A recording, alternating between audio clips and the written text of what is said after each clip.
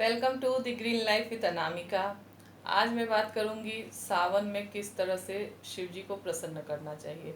तो जैसा कि अब हम सभी जानते ही हैं कि शिव जी को हरियाली बहुत पसंद है, हरी हरी वस्तुएं बहुत पसंद है, हरे फूल पत्ते सब उनको चढ़ाने से वो प्रसन्न होते हैं। और ऐसा माना जाता है कि वो जो हमारे धरती के पालनहार हैं, सृष्टि के पालनहार उनको कहा जाता है। तो उनको हरियाली और हरी हरी वस्तुएं बहुत पसंद है, हरे हरे फूल पत्ते।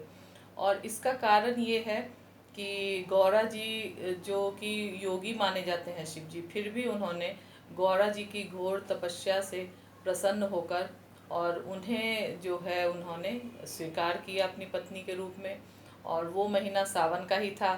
तो आइए जानते हैं गौरा जी ने किस तरह से उनकी तपस्या की और क्या चढ़ाया जिससे कि वो प्रसन्न हुए। तो मैं बता दूं कि गौरा जी जंगल में रहकर और सैकड़ों वर्षों तक उन्होंने तपस्या किया। और क्योंकि भगवान की बातें ही जुदा होती हैं, और तो सैकड़ों वर्षों तक वो तपस्या की और उसमें वो जो है जंगल में रहकर और जंगल की ही जितनी भी जंगली वस्तुएं होती थी उसी को खाकर रहती थी, और उसी को वो भगवान को उसी से वो भगवान की पूजा करती थी। तो इसीलिए जब भी हम शिव जी की पूजा करते हैं तो आप देखे होंगे कि मिट्टी से या बालू से उनका जो है शिवलिंग बनाकर और पूजा किया जाता है और फिर उनका विसर्जन किया जाता है। क्योंकि गौरा जी जब जंगल में तपस्या कर रही थी उनको प्रसन्न करने के लिए, तो वो उसी तरह से नदी किनारे उनका बनाती थी वो शिवलिंग, और बालू से या मिट्टी से, और फिर उसको वो प्रवाहित कर देती थी। तो इसी तरह से वो तपस्या करके और उनको चढ़ाती भी थी वही जंगल की जो भी फूल पत्ते, बेलपत्र, भांग, धतूरा और जो फूल होते हैं आँख के फूल। तो यही सब चीज़ें उनको जंगल में मिलती थी पार्वती जी को, और इन्हीं सब चीज़ों को चढ़ाकर वो उनको प्रसन्न करती थी। तो इससे वो प्रसन्न होते थे। तो इसीलिए ऐसा माना जाता है कि अभी भी शिव जी को जो है हम लोग भी अगर वही सब चीज़ें चढ़ाएं, जो कि इतने बड़े योगी, जो कि कभी भी वैवाहिक बंधन में नहीं बंधने का जिनका था कि वो नहीं बनेंगे, फिर भी उन्होंने पार्वती जी के तपस्या से प्रसन्न होकर उनको स्वीकार किया। तो सोचिए कि इतने बड़े योगी और इस तरह की तपस्या से प्रसन्न हुए, तो उसमें जो चढ़ाया जाता था वही जो उनकी जो चढ़ाने की होती थी माँ पार्वती की जंगली वस्तुएं। और इसीलिए आप देखते होंगे कि शिव जी का जितना भी हम चढ़ाते हैं फूल पत्ते सब अलग रहता है।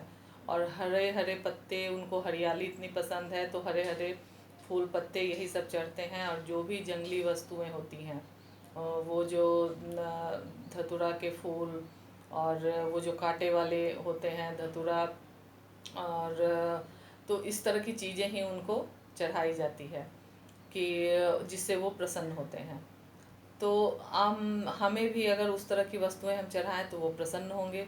तो इसलिए हमें भी वही सब चढ़ाना चाहिए ताकि शिव जी प्रसन्न हो और हमारी जो भी मनोकामनाएं होती हैं वो पूरी करते हैं। क्योंकि माना जाता है कि वो बहुत जल्दी प्रसन्न होने वाले भगवान हैं। और इसी वजह से देव ही नहीं, दानव भी उनको बहुत जल्दी प्रसन्न कर ले जाते थे। और ये अलग बात है कि कर्मों की सज़ा तो हर किसी को मिलती है, तो जैसे जिसके कर्म होते हैं वो उसी तरह से उसको फल भी मिलते हैं। तो आप शुद्ध मन से शिव जी को पूजा कीजिए और उसी तरह से जो कि जंगल जितनी भी उनकी वस्तुएं हैं, भांग धतूरा, आग के फूल, तो यही सब चढ़ाइए, इससे वो प्रसन्न होते हैं। बेल, तो यही सब से वो प्रसन्न होते हैं और यही हमें चढ़ाना चाहिए जिससे कि वो प्रसन्न हो। और वो देवों के देव महादेव हैं, उनकी पूजा हम जितनी श्रद्धा से करें वो उससे प्रसन्न होंगे। और ऐसा तो माना जाता है कि उनको ज़्यादा कुछ अगर हम नहीं कर सकते तो एक लोटा अगर जल भी चढ़ा दें तो वो उससे भी प्रसन्न होते हैं। बस भावना शुद्ध होनी चाहिए और शुद्ध भावना से ही हम किसी भी भगवान को प्रसन्न कर सकते हैं। तो इसी के साथ मैं आज्ञा चाहती हूँ, और ऐसी ही जानकारी के लिए मेरे साथ बने रहिए और कोशिश कीजिए कि आप मेरे चैनल को लाइक शेयर एंड सब्सक्राइब ज़रूर कीजिए। और हाँ, एक बात मैं और बता दूं कि बहुत सारे लोगों को ये होती है कि सोमवारी का व्रत जो करते हैं तो उसमें वो अनाज खा लेते हैं बिना नमक का। लेकिन नहीं, ये गलती कभी नहीं करना चाहिए, क्योंकि शिव जी का जो भी व्रत होता है तो माता पार्वती जंगल में रहकर यही जंगली फूल पत्ती से ही उनका पूजा पाठ करती थी और वही वो खाती भी थी। तो उससे शिव जी प्रसन्न होते थे।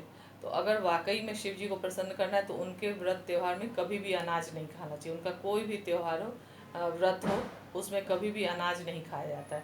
ऐसे तो उनका व्रत कई, जैसे तीज वगैरह होता है, हरितालिका तीज वगैरह, वो बिना पानी का, बिना अन्न जल का किया जाता है।